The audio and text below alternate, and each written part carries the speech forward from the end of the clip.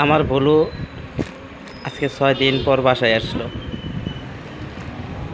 রাস্তায় খুঁজে পাইছি, বাসার দিকে চলে যাচ্ছিল। তো আসলে ওকে ছাড়া 6টি দিন খুব কষ্টে কাটছে আমার।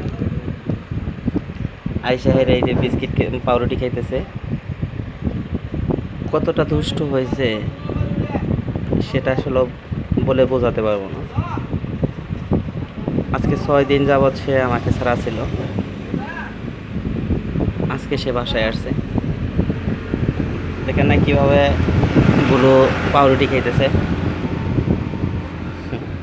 সেই ছোট্ট ভুলুটা আমার এতটুকু বড় হয়েছে।